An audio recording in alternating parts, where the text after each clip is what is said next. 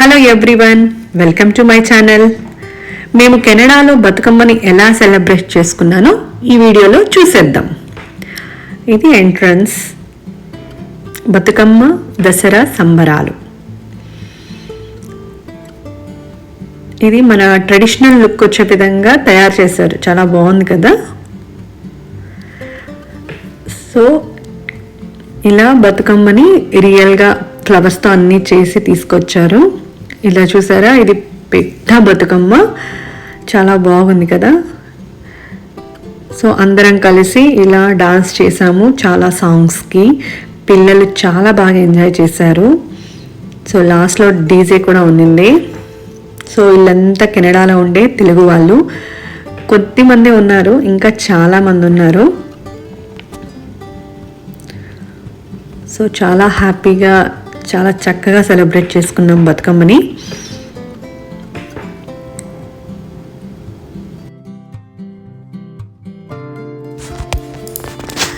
బతుకమ్మ అంటేనే బతుకు ప్లస్ అమ్మ, జీవితాన్ని ఇచ్చే అమ్మ అని అర్థం. ఈ పండుగని ప్రతి సంవత్సరం శ్రావణ మాస అమావాస్య నుండి దుర్గాష్టమి వరకు 9 రోజులు జరుపుకుంటాము. యాక్చువల్గా దీని ఉద్దేశం, ఈ పండుగ ఒక ఉద్దేశం ఏంటంటే పార్వతీదేవికి కృతజ్ఞతలు తెలుపుతూ వచ్చే సంవత్సరానికి ఆమె ఆశీర్వాదం కోరుతూ ఈ పండుగను జరుపుకుంటామన్నమాట. ఇది మెయిన్ తెలంగాణ ఒక్క సంస్కృతి. స్త్రీల గౌరవము మరియు ప్రకృతితో మానవుల అనుబంధాన్ని తెలియజేస్తుంది. సో బతుకమ్మని ఎలా చేస్తారో అందరికీ తెలిసిందే కదా. రంగురంగుల పూలతో బతుకమ్మని పూలతో వేర్పాటు చేస్తారు. ప్రతిరోజు బతుకమ్మకు నైవేద్యంగా వివిధ రకాల వంటకాలు పెడతారు. అది ముద్దపప్పు, అటుకులు, నానబియ్యం, అలా నైవేద్యాలు పెడతారు. సద్దుల బతుకమ్మకు చివరి రోజు జరుపుకుని బతుకమ్మని నీటిలో నిమజ్జనం చేస్తారు కదా. అలానే ఇక్కడ కూడా మేము కూడా ఇలా నిమజ్జనం చేసాము. అది ముందు చూద్దాం.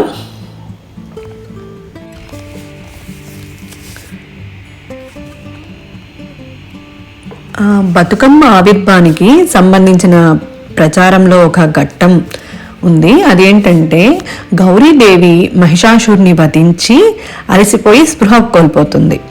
ఆ సన్నివేశాన్ని చూసిన అమ్మవారి భక్తులు తన తల్లిని మేల్కొల్పాలని పాటలు పాడారు. మేల్కొని తమను రక్షించమని ప్రార్థిస్తూ గీతాలాపన చేస్తూనే ఉన్నారు.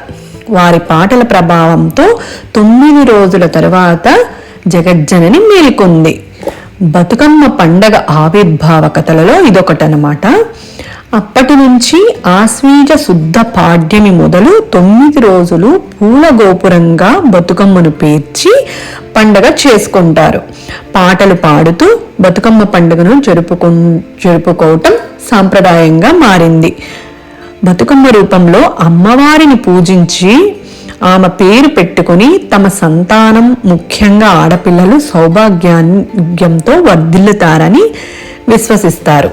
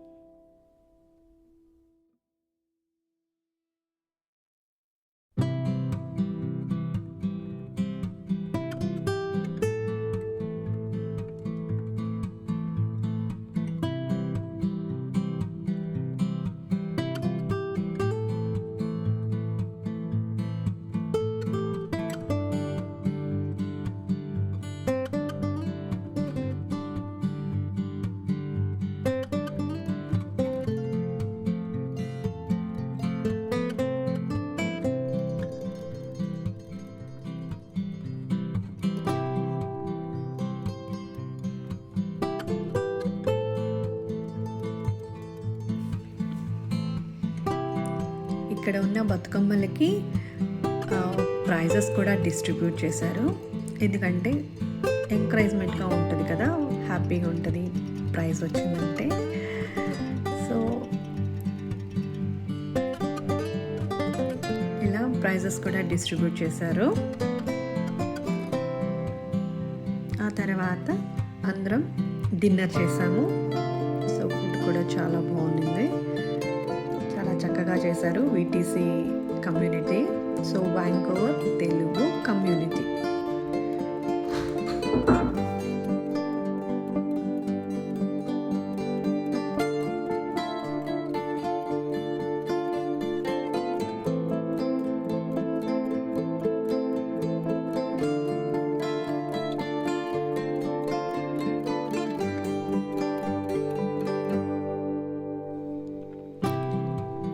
ఇక్కడ బతుకమ్మని నిమజ్జనం చేశాము.